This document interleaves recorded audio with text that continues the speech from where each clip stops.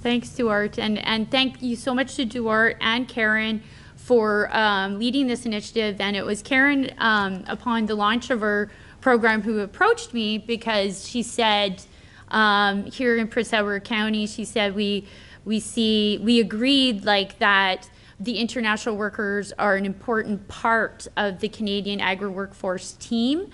And so she called me up as soon as the project launched in January and said, let's get something going and get the newest information out to producers to help promote compliance with the program. And so what we're going to be going through today is, you have the agenda, an introduction to the program. We're going to cover a few different topic areas, including how to access the program. I believe we have quite a mixture of people, like that we went through the commodities. We went through the commodities, but how many people here are experienced users of the program? Raise your hand. Okay. And so how many people are new to the program or haven't used it for a while? Okay. So that's kind of what I was seeing in the pre-survey, which we thank you for filling out. And how many are have a seasonal labor need? Probably be most. And then how many would have a year-round need? A few as well, right? So a really good mixture here, using all streams. And we'll be going through that to explain the process. Then we're going to be going into the rules, the employer obligations. We'll focus quite a bit on the housing, and that's why we have Patrick here. He's going to help go through that with everybody, and then we'll also have a full hour with integrity inspections, how to prepare for an integrity inspection. So come on in, and I did about 25 participant manuals. So if we have a few more, maybe people have to share a bit, but we'll make sure everybody gets a copy afterwards. And I'll just hand this around. It's actually a sign-in sheet, and if everybody signs that and puts their email down, then we can make sure that you get a participant manual next week, especially if we've run out here now. So really good turnout. So yeah, so thank you for that. So next slide. So Canadian Ag HR Council, we are a one-stop shop both for reliable agriculture research, labor market information, which we do. We have a new survey that's been out, and there'll be new research released in June. And this is a very good resource also when you do your labor market impact assessments. It can be used as background information. And we also provide customizable solutions. And so what the Quality Agri-Workforce Management Program is, it's a customized solution to help farmers fill those job vacancies in when you can't find a Canadian for hiring and managing international workers on your farms. So next slide. So we work with about 50 different partners and like literally hundreds also of collaborators for our research projects. Next slide. So why is quality agri-workforce management important? So it's important because the agriculture and agri-food system is a huge contributor to the Canadian economy. The agriculture system is creating 2.3 million jobs. It's contributing 111 billion annually, which is approximately 7% of Canada's GDP. And so that's about 304 million per day. So that is actually, this is not commonly known, but when you figure it out, it's actually more than the oil sector, and it's more than auto as well. So there's a bunch of trade agreements that have now been reached and new opportunities that Canadian farmers have and the agri-food sector. But in order to do that, we're going to need more people, both on the farms as well in primary processing. Next slide. So this was the research we did in 2014, and we found that there was actually there's both a critical and a chronic labor shortage. And unfortunately, it is a bit of a labor shortage wall to be able to achieve these new export opportunities with a 7% job vacancy rate that is actually more than all other sectors in Canada. Other sectors around 2%. And when we can fill the job vacancies, it's actually creating Canadian jobs, which is research done by the George Moore Centre and the University of Saskatchewan. It creates about 2 to 4 jobs within the supply chain. But if we can't fill those jobs, then the job vacancies, then it's actually, this is what we found in 2014, is about 1.5 billion in lost sales. So that's like an economic loss to the economy. So the new research coming out in June, we have it for the provincial, for Ontario. We also have it for swine, for fruit and vegetables. So we have it all divided in different ways, and that will be out in June, so we'll see where things are at that point. So next slide. So that's why the Temporary Foreign Worker Program and international workers are so important to help fill this labor gap on the Canadian farms. And so in 2014, we found it was about 12% was international workers. And the rest were Canadians, right? So 88% Canadians. But that 12% is tied to and supporting the 88% of on-farm Canadian jobs. So next slide. So why Quality Agri-Workforce Management International? So there's been significant changes to the Temporary Foreign Worker Program. So what the Quality Agri-Workforce Management is, it's an opportunity for the industry, for CAHRC, and for government to partner to improve the Temporary Foreign Worker Program compliance, build trust, communicate the latest rules so that everybody knows what they are and can proactively work towards compliance, and to provide the information, training, and tools that you need to hire and manage international workers. Next slide. So in the last 3 months, we've been across Canada, coast to coast, with these workshops, a workshop like this, and speaking to farmers, and about 22 meetings overall. And it's been an incredibly positive experience. And I'm really proud to be associated with this program and leading it. And we've partnered with a lot of the associations that you'll be familiar with, the Canadian Federation of Agriculture, Canadian Hort Council, Farms. Farms is working with us on this. And so we're taking this national across Canada, so everybody has a chance to know what the rules are and fill their job vacancies. So next slide. So along with the workshops and webinars, we're also putting together a guide. And so what you have right now is a participant manual. You can take notes, but we'll have a complete guide with all the information in one document, and then it'll also live on our website. So next slide. So this is the CAHRC website, and in the upper left-hand corner is what we call the Agri-HR Toolkit. And what is in there is everything you need to know to help grow your workforce. And so it's Canadian workers as well as international workers. And we have things that we'll be I'm bringing this up now because we'll be talking about this throughout today. We have something called an employee handbook. And so it's a template you can download and customize for your farm and that kind of thing.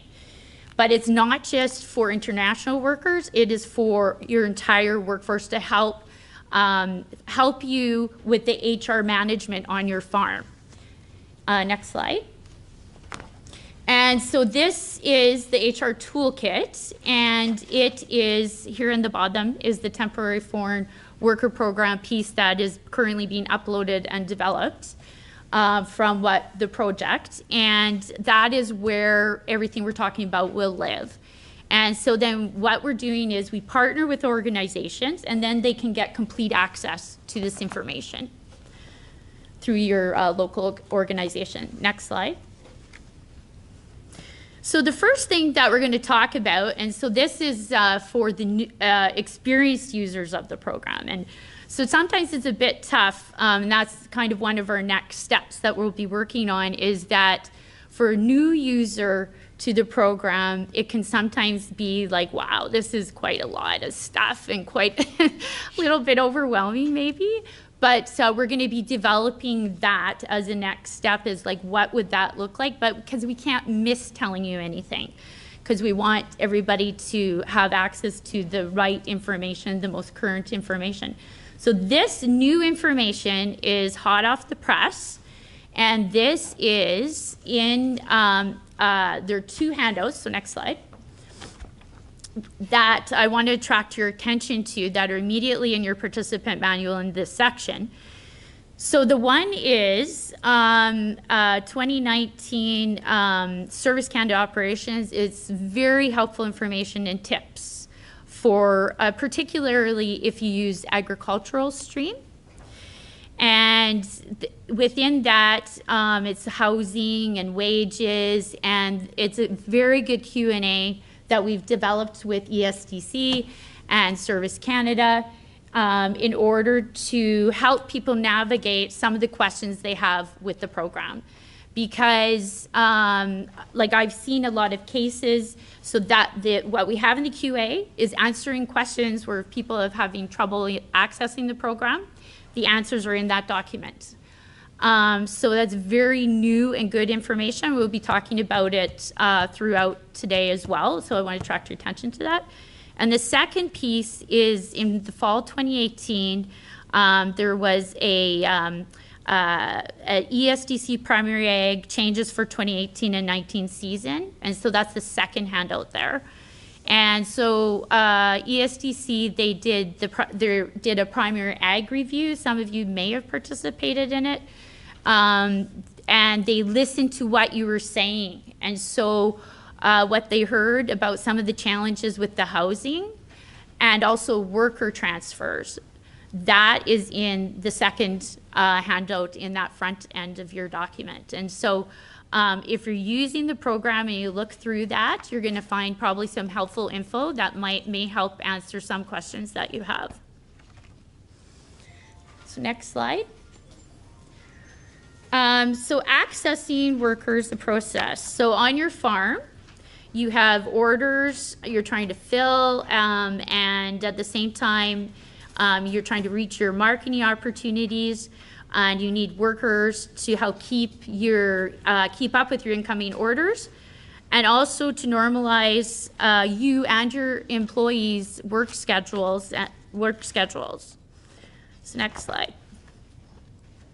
So if you can't find a Canadian, the Temporary Foreign Worker Program is an option. And what is the Labour Market Impact Assessment? The Temporary Foreign Worker Program is a program of last resort. It's a Canadian first program. So when you apply for your LMIA, you will be having to prove you have a job vacancy. That is what your LMIA will show. And the impact of that on the Canada's job market.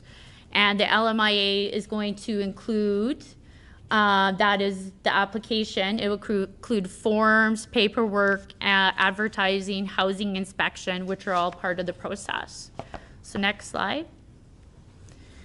So one of the things, and since we have a lot of mixed commodities, lot will be, so how many use, that's the other question I want to ask. How many of you use SOP, the Seasonal Agriculture Worker Program?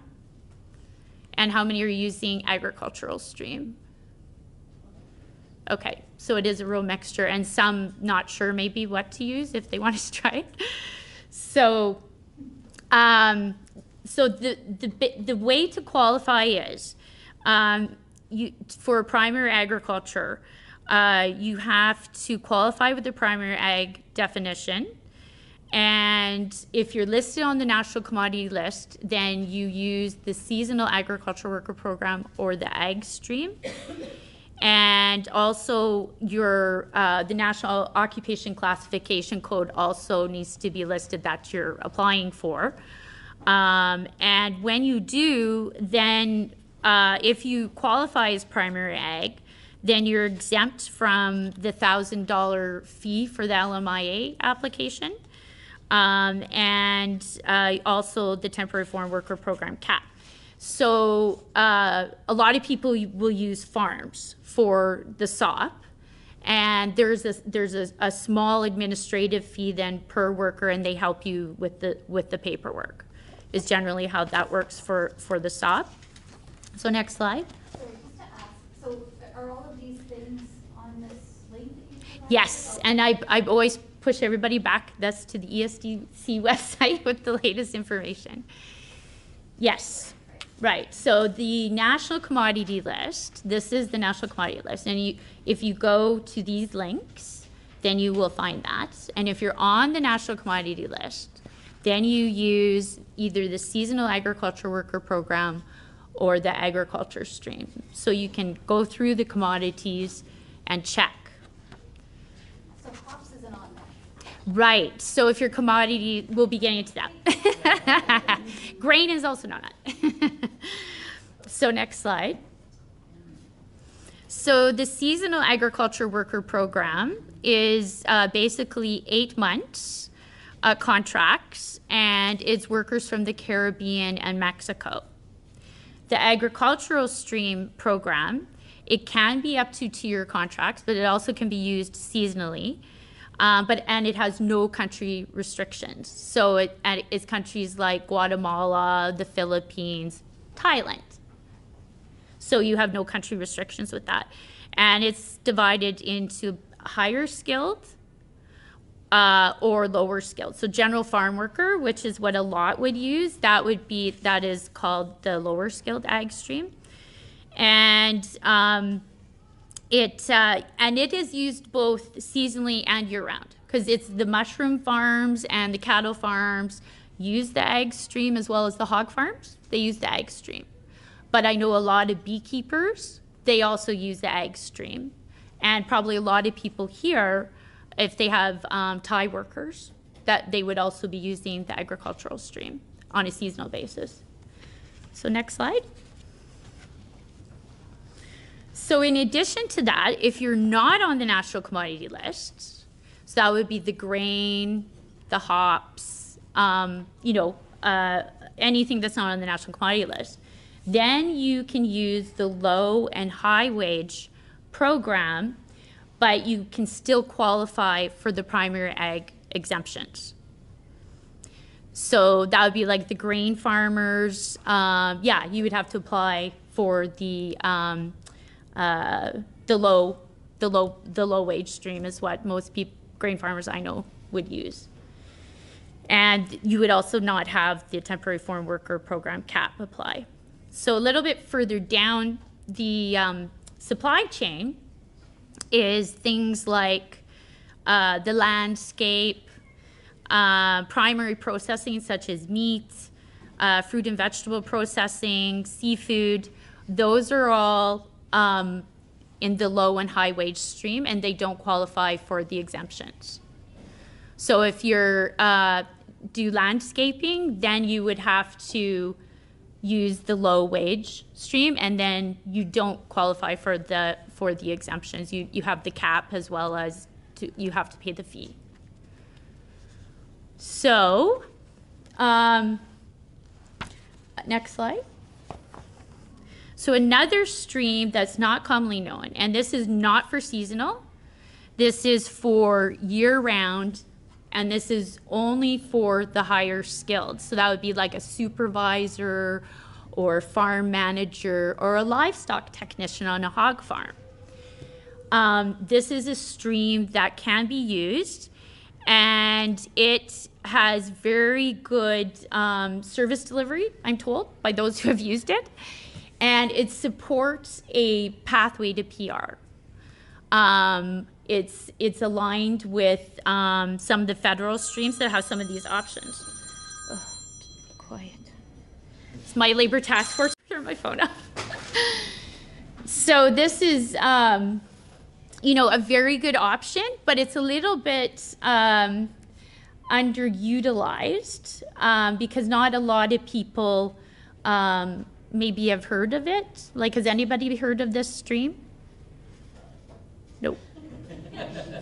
So this is like, we're kind of joking around, like when on the workshops when with some of my immigration consultants that were working with us, and I was like, to me this is the secret stream because I don't know anybody in ag that's using it, and it's a very good stream, but like only if you have that year-round job, like a livestock technician that you also cannot find a Canadian for, right? So yeah, so this is one to look into if that is your situation, and to think about that. So next slide.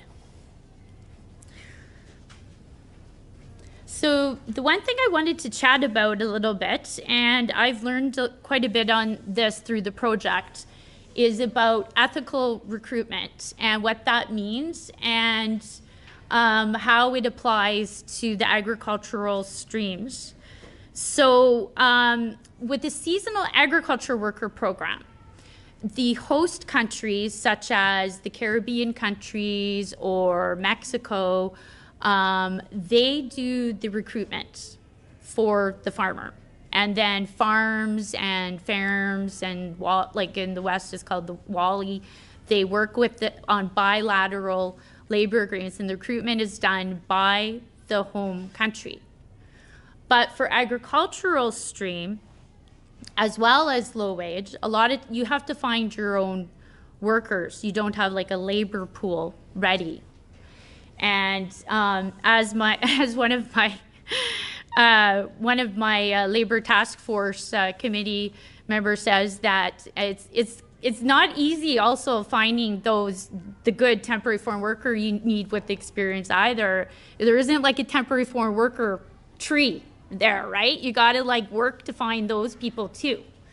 So that's why it's really important to understand ethical recruitment, because in some of these places, like in Canada, there's fairly good practices if you work with an immigration, especially if you work with a professional immigration consultant that is, you know, regulated. But in countries, other countries outside of Canada, they have different rules, and it is absolutely, you know, wrong and against the law for the recruiter to charge the worker to come to Canada. The employer needs to pay. That is the rule of the temporary foreign worker program, and it is the law. So we need to really think about this, because for ag stream, people use ag stream and low wage. If you're doing your own recruitment, you have to make sure you've covered all the bases on that to make sure things are done properly and above board. So next slide. So one of the things that we did with developing this program, we have been working with what they call the Organization of Migration, and also affiliated with the UN. It's this international recruitment integrity system. And what this is doing is they've started a pilot. They're first starting in Saskatchewan and Alberta and the Philippines.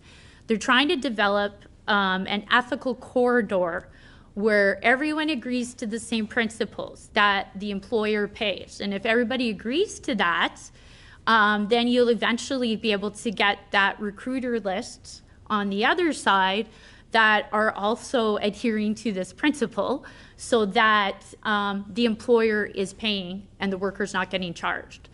So yeah, so this is an interesting concept that and a pilot that has just started that I think is, there's some employers that are working with them already in the West, such as some of the mushroom farms, as well as the Maple Leaf Foods as well.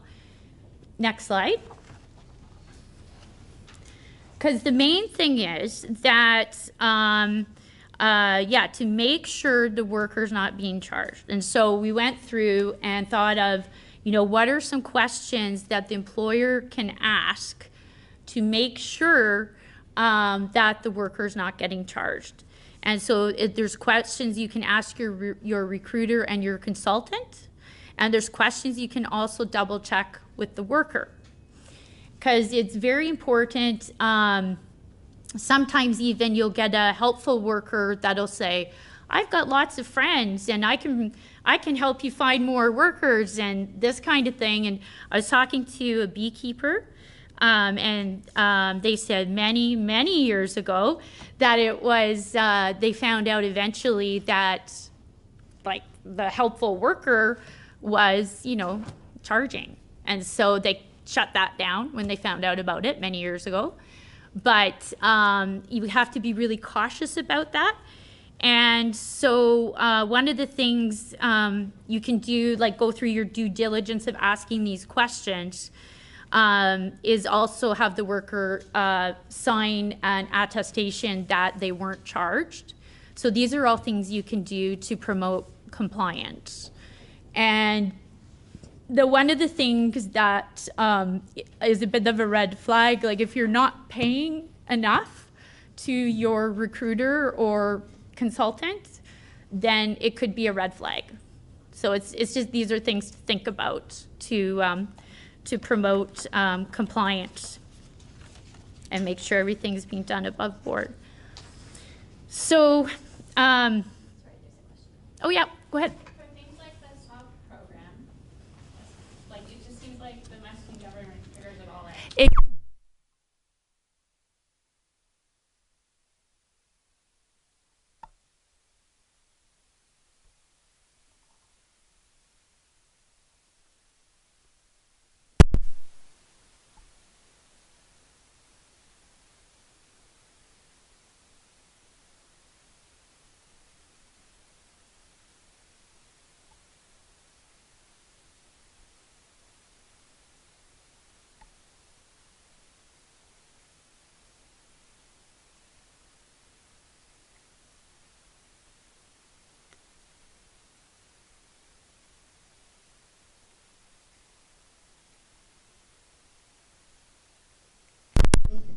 To avoid any kind of situation when it happens. Now, I'm talking about big extremes here, but they do take very good care of it.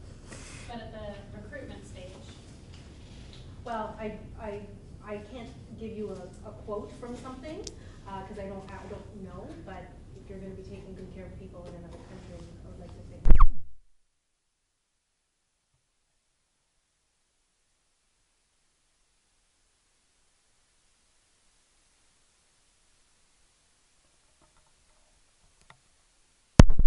Actually that the ag stream doesn't have. Like I hear that a lot from the farmers that use the SOP more, and it's true. They have an annual mechanism to come together, improve the contract, on behalf of the workers and these kind of things, and ag stream doesn't have that right now. So the other thing too is that with ag stream and SOP, with this project, we've actually established a new consulate advisory committee where we had them all come into our CAHRC offices and we went through what we're developing, what we wanted to validate with them. And so in the guide, we're actually going to have all those participating, the contact information of all the consulates, in case of emergency, both for the employer as well as for the employee, as like in the contact information portion of our guide. And so they're working with us on that. And there's some pieces you're going to see coming up that they've provided direct advice. Like we said, what's the number one thing you would like Canadian employers to communicate to the workers? And so then they provided us with some very good information, and it's like a poster actually, and I'll be handing that out later. So the advertising rules for the primary ag streams are 14 calendar days, Government of Canada job bank mandatory and 1 additional form of ad, and that the ad has to run 3 months prior to the LMIA. Commodities not on the national commodity list, so that's the grain farms and the hop. They have a few additional advertising pieces that, like, for example, have to advertise on an underrepresented job board currently. And the details that you're needing to provide in the ad are things like the wages, benefits, working location, and also we recommend tracking advertising efforts, and all records must be kept for 6 years. So next slide. So these are some recruitment best practices of some job banks that people use. There's one called Workforce Hub. It is actually, it's national, and they have a very good ratio of finding Canadian farm workers. So that's a good one to try. And I just heard the other day, Indeed, some people are having very good success with Indeed. That's what some farmers were telling me. So, so those are the kind of, you know, tips that we're collecting. And one of the things I wanted to mention also, farms, they put on an annual guide that they send hard copy to everybody that participates in the farms program. They have an excellent advertising checklist, like very detailed, but like you follow that checklist and you have a very good chance of LMIA success with your advertising piece. And that we are including in our guide. Like, they've shared that with us, and then we're going to share that nationally to promote success with the LMIA process. So also community advertising, job fairs are an option as well, like either, you know, work with Prince Edward County, have a little job fair, you know, part of the LMIA process. You may find some more Canadian workers than you thought. Underrepresented groups, they're a way to dig deeper into the labor pool for career promotion. And keep calling the applicants if you're getting any. And so that is what we have on the next slide is, and this is also going to be in the guide, it's an applicant tracker. So it's a way to track what you're doing with your advertising and if you're getting any responses and if you contacted them. And to include this as part of your LMIA application process. And so this was actually one of the consultants on the project. We worked with a recruiter from one of the meat processing companies here in Ontario. And so this is what he uses basically to help track applicants, making sure that they have the experience you need and all the details associated with that. So next slide. So the contract. So that is an important piece. Always make sure to download the contract, the most current contract from the ESDC website. And so I've provided the links to the seasonal, the agricultural stream, and low wage. And so, and likewise, also, if you're, when you're doing your advertising, always make sure to check the national commodity list wage rates and the most current information. They can change and you won't be notified, so you have to make sure to check that. Otherwise, you can be caught mid-process if there's some of these changes, and then there's a risk that you'd have to start your application process over. So always check for the latest contract, the latest commodity list, wage rates, and all of that kind of thing, the latest forms. So next slide. So within your package, there's a couple more slides in there, tips for how to achieve a successful LMIA. And so you can go through those. and I'll give you some ideas. And these are, so this is information we had shared with us from Service Canada operations regarding the top 5 reasons why LMIAs can be refused. And so it's important to know these to be able to achieve success. So one of the reasons is insufficient efforts to hire Canadians. And so then that goes back to make sure to track your efforts with the applicant tracker. And when you do your job board postings, one of the tips that we're providing in the guide is you can even take a screen capture of when you do the posting, so you have proof of when you did, how long the ad's been up, when you made the posting, and those kind of things. And then you've done all your due diligence on that. Wages. So it's very important for wages that they're consistent with the National Commodity List, and also and the prevailing wage if you're on the a grain farmer. And it's also important that, for example, in your ad, let's say that you'd like to pay a production bonus to your temporary foreign workers because you want to treat them the same as your Canadian workers, but you're not going to know what that is at the time you do the ad because it's based on production. So one of the things that Service Canada ESTC has told us is that you can, as long as you put in the ad, may pay bonus, then that's okay. But if you don't put that in and you pay a bonus, then you could be found non-compliant, because they want to make sure that because a Canadian may apply for the job if they knew there was going to be a bonus. So it's important to think through these things ahead of time. And we're going to be talking about the 21 conditions of the temporary foreign worker program, and this actually, the conditions apply both to the LMIA process, and they also apply to the integrity inspection process, and so it's all related now.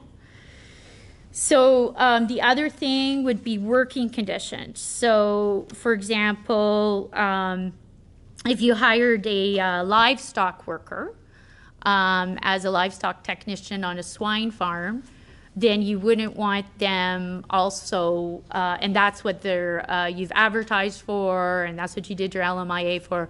You don't want them picking the grapes then. So it's kind of, or if you hired the grape worker through the SOP, then you don't want them out doing the grain harvest. So it's those kind of things to make sure that you're compliant. And so not actively engaged in the business. That's they really want the people to do the paperwork that are responsible for the HR management of the workers, or the farm manager, the owner operator. That's who needs to be filling out the paperwork for the LMIA. Who will be responsible and for the temporary foreign workers. And not able to fill condition of the contract. So that would be if they found through the LMIA process that your business wasn't, viable, that it that they wouldn't be you wouldn't be solvent. And so that's why they have been requesting the Revenue Canada forms, and that's been a little bit in transition, we've heard. And but in the future, we'll be able to maybe use a letter from the bank, and so my colleagues here can speak to that a little bit more. Currently, you can use letters from lawyers and chartered accountants, and so this is all the things they're looking for in the LMIA. And so if you have any things that are aberrations to that, then they would find, you could have your LMIA refused, or you could have a more back and forth questions, that kind of thing. Any questions? So, just in terms of the commodities, so, like you were saying, grapes is on the national commodity list, but hops is not. So we have both. So how does that work? Sorry, grapes, and what was the other one? Hops. Oh, hops, yes. So how does that work when you have both, when you're making your applications, and which commodity, you know, like some things relate to one and not the other, and so how do you apply when you've got both? Like, your workers are gonna be working on both. Right. So we do have an answer, I think, in the Q&A. So that's like the new info. But did you guys want to respond at all? Do you have an answer? Is the question on how do you know which program to apply under? Well, they would like prefer to have one worker working in the grain and working in the grapes. But as it exists, You can't cross over staff, unfortunately. So if you bring someone in on the SOP program, that has to be for, they are only allowed to work on the grape side.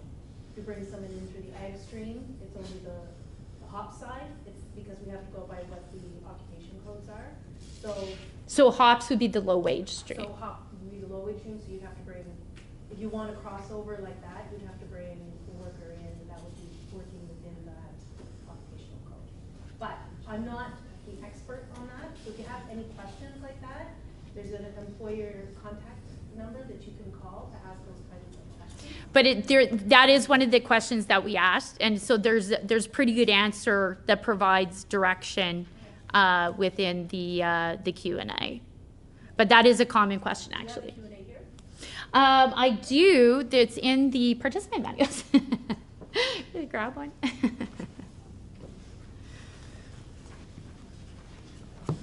Actually, didn't print it. You have to have two LMIAs if you wanted to, someone in hops and someone in grapes, for example. At this point in time. Yeah. You have to do It's two pretty LMIAs too. Yeah, it would be two different workers at this point in time. So all these things, there is a primary ag review that's ongoing, but it's not, you know, it will be a little while, not for this season.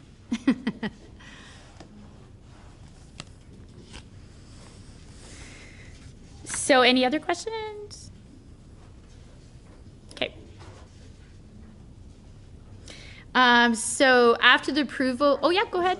Quick question. If a premises then has two different commodities, and they have two different workers, does that require an extra inspection? Or does one inspection encompass the whole property? I don't know. You're the inspector. There are different rules for the ag stream and the SOP as well, right? Like not just commodity.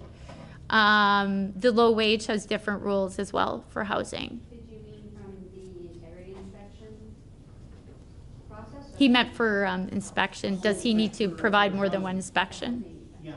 Like for a low wage worker and then another inspection for a grape worker, which, Or if the house is used for grapes in part of the season and hops at the end of the season, or you know, vice versa, would that require a second inspection of the property? well, for hops, we'll be getting to that Okay. just before you talk. But for hops, it is a different, it's affordable housing rules. So it doesn't require the housing inspection, but SOP and ag stream do. So, yeah. So, but these are good questions, and then that we're taking back to Service Canada, and then we're going to add to the Q&A. It would just seem redundant on my part to come out and inspect the same premise twice. Yes, within the 8-month period. Yeah. And that's not required from the integrity inspection standpoint, it's not required on our end either. Oh. And usually under the primary agriculture stream, once you have the housing inspection and it meets the 8-month deadline and it meets the needs of the primary agriculture stream, you shouldn't have to inspect. For it both the twice. streams? Yeah, for both, well, and for everything under primary ag. Perfect, thank you. Very good questions. So after the approval of the LMIA, then there's other pieces that go along with it. So depending what stream you're using, there are different service standards for the LMIAs. Generally, I'm hearing for the SOP, it's about 30 days. For ag stream, it could be a lot longer, but Service Canada has made some very good changes since January, where ag stream is now being centralized more so in Toronto, particularly from Western Canada, but I've heard some LMIAs are going there as well for Ontario, the ag stream. And it's a very good process where I've been getting on the social media, people are saying they're getting their turnaround like in 48 hours or less. So it's very good. Like they've made some really good changes that are helping with the service delivery for the ag stream. And but there's a whole other piece too. There's the work permit piece and the biometrics. So the whole process, we're told, takes around 6 months. So it's like, if you need a worker in the spring, then you gotta start planning for it in the fall. That's the kind of thing is how it works. And people that use the program will know that. But for the, yes? Just for questions for Service Canada, that always creates such an issue that there's telling you have to, it takes about 6 months, and you have to advertise before you can apply for the LMIA. So it makes no sense to expect people to accept the job 6 months down the road. It just doesn't function as well. Right. And so yeah, with the work permit process, it's that same sort of thing. It just takes that long. One change though that was useful change that was made was with the job bank. So we had an industry engagement with the job bank people in Ottawa. So we had farms on the line and a bunch of other industry participants as well. And the one change that they made that was actually quite helpful was that they've reinstated that you can now advertise, like if you're advertising the fall, you now can advertise 6 months out, because they had scaled it back to 3 months. But we're saying agriculture is unique, so we need that 6 month window so we can actually advertise an accurate start date. And so they agreed with that, and I think those changes are made now, is what I've been told, like in late January. So that was like one helpful thing that, so it makes more sense, like, so that you can actually advertise the job starting in the spring for Canadian workers and not January, rather than when the spring work begins. Sure. If you're new to the program and you want to apply this fall for workers next spring, excuse me, at what point in the process do you have to have the housing available for inspection? It should be ready to go as soon as you call me to come and do an inspection to get your approval. So, and I'm gonna go over all that. Oh, you're going to speak about Yeah. that? Yeah, we're going to go over housing for a full hour. Yeah, Yeah. So, but yeah, very important and good question. That's part of the process. And it is required every 8 months that the inspection is required. And as part of the LMIA. Next slide. So yeah, the biometrics is a new piece that was added this year. The good news is it only has to be done every 10 years. And for those that have Mexican workers, there were some concessions made, and industry working with immigration, working with ESDC and Service Canada. As far as I heard, there hasn't been I haven't heard too many complaints regarding late arrivals, which is amazing because it is about a 30 to 60 day window normally for this biometric piece. But with industry telling people, go to this place, go to this visa application center and, get it done right away. That kind of thing, that helps. And to find a visa application center in the farm workers' country, that's where you can find it right there to help the workers know where to go to get it done. So for SOP workers, it has to be done before you come to Canada. But for ag stream workers, if they're from visa exempt countries, some of them are able to get it done at the airport. And so the interesting piece is that Mexico is a visa exempt country.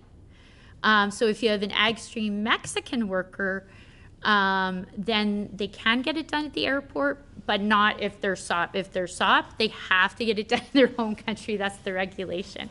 But if, like, for example, a lot of Mexican workers are also coming up for hog farms through ag stream, then that's an option that they can cut out some of this and speed it up at the airport.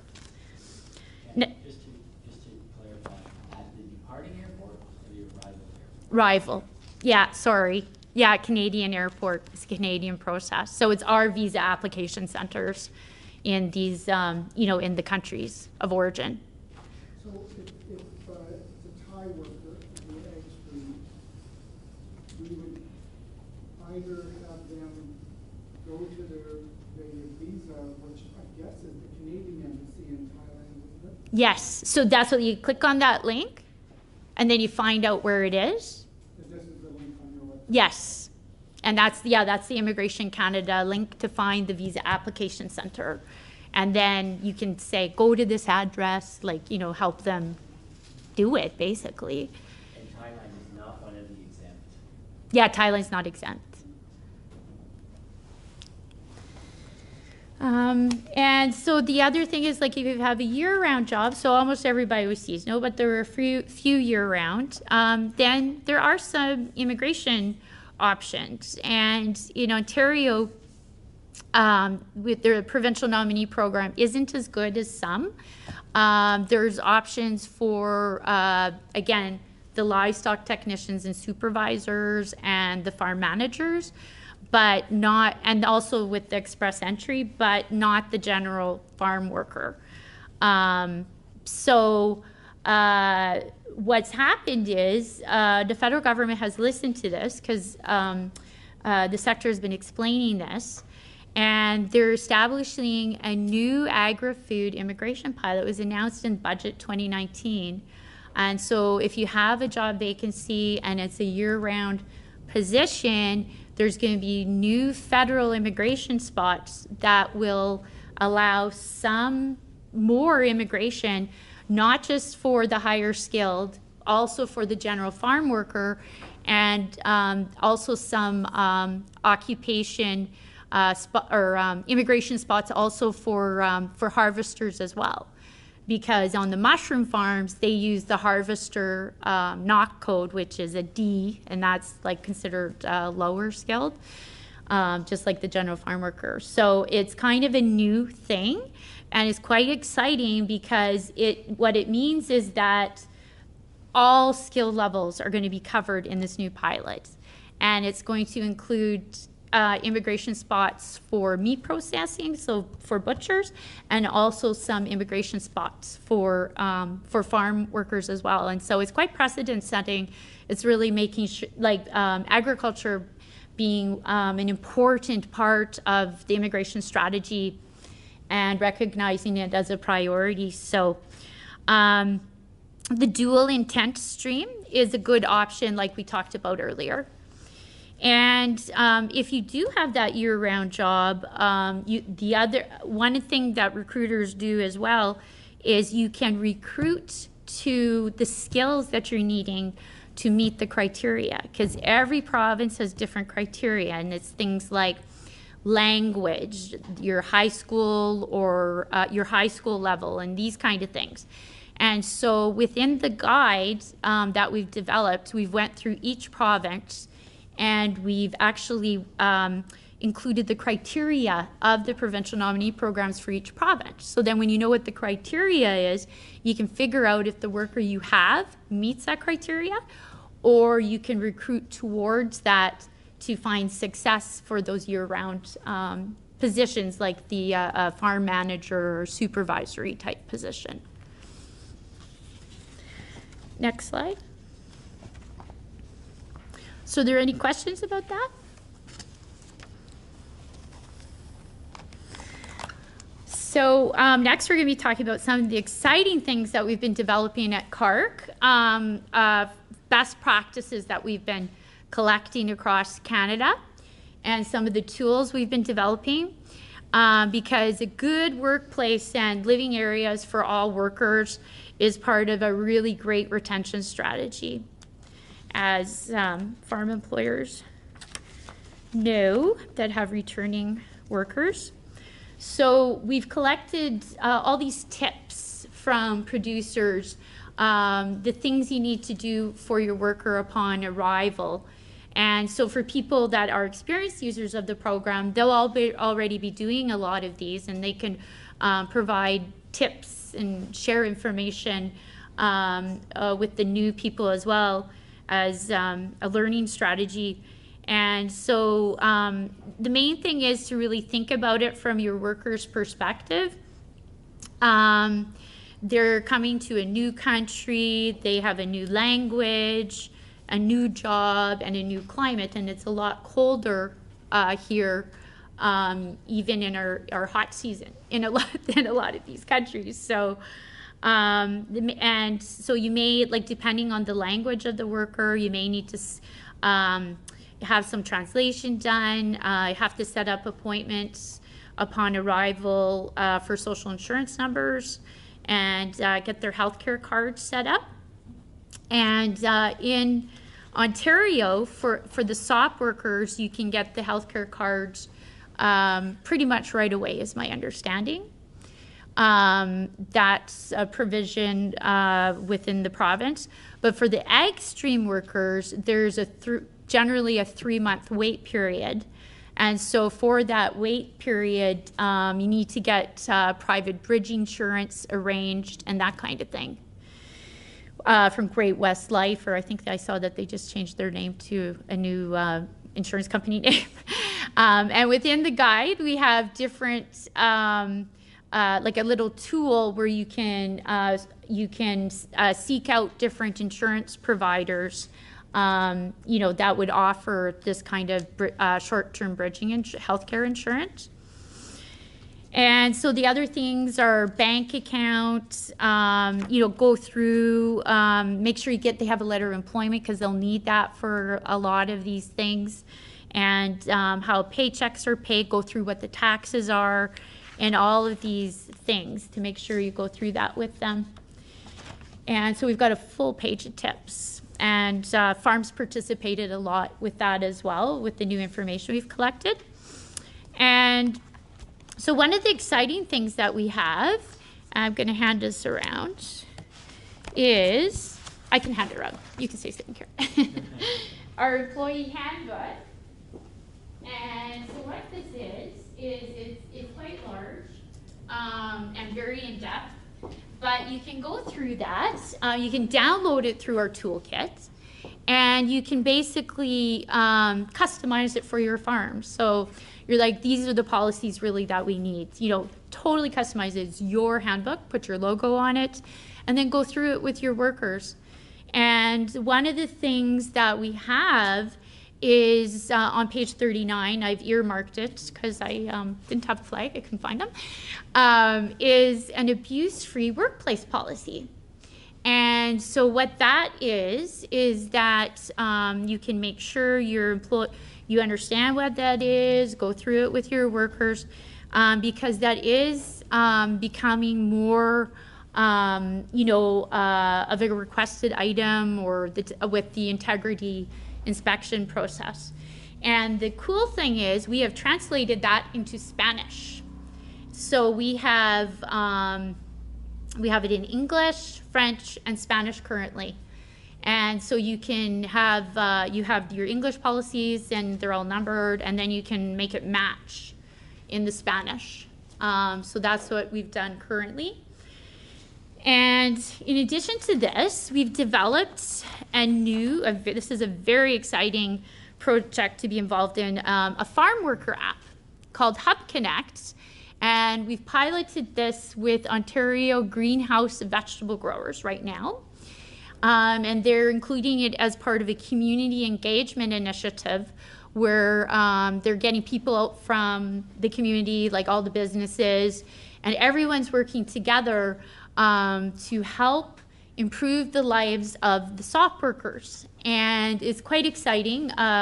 The lady that's leading this with Ontario Greenhouse, her name's Justine Taylor, and she says they're getting over 100 people out to these meetings in Leamington.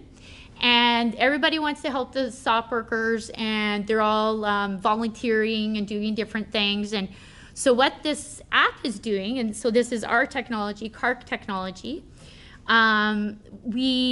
it's basically connecting the workers to things like healthcare services in the community, also different events coming up, and different things that their consulates are offering.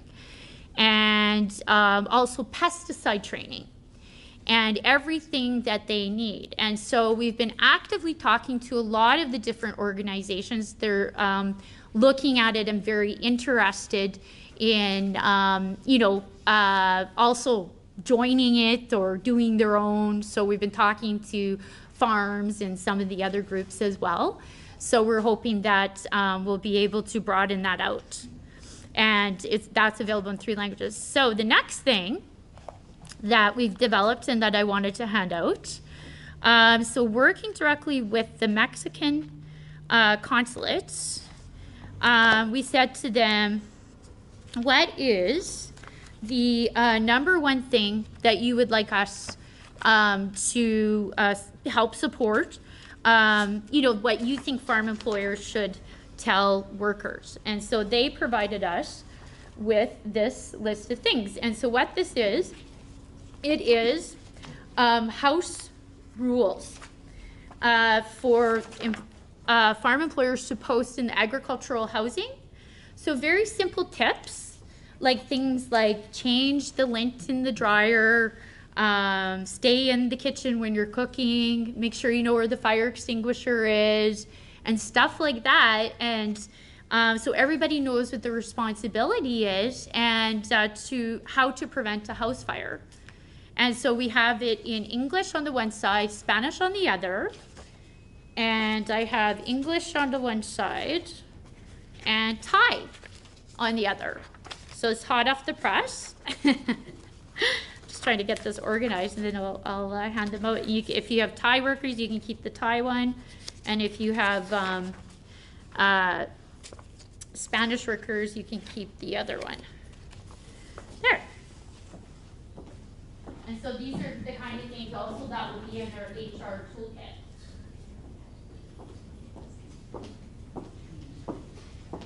And then we also have, this is sort of a complementary piece.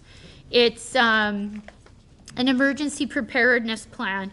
And so this is more for the farm employer to refer to, post, and do you have a farm emergency preparedness plan? So do your workers have, do they have the emergency contact info? Do they know who to call for different kinds of emergencies, and go through that? So there's the Canadian Agricultural Safety Association actually has a downloadable template for that.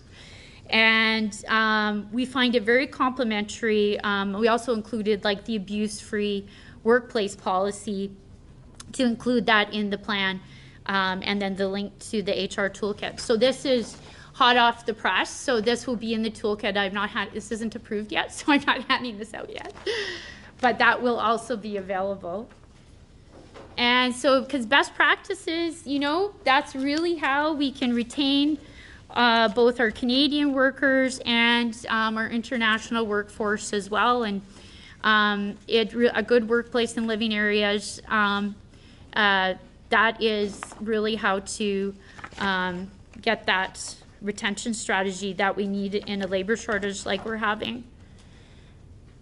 So the next thing we'll talk about, we're just going to talk about, I know we've covered a lot of territory here, and so we're going to talk about one other little thing on worker transfers, and what is the process. There's been a few changes both last season there was some changes, and then there's also some worker transfer changes relating to housing that is in your handout number 2. And so Rachel is going to speak to that, and then we'll have a little break, I think.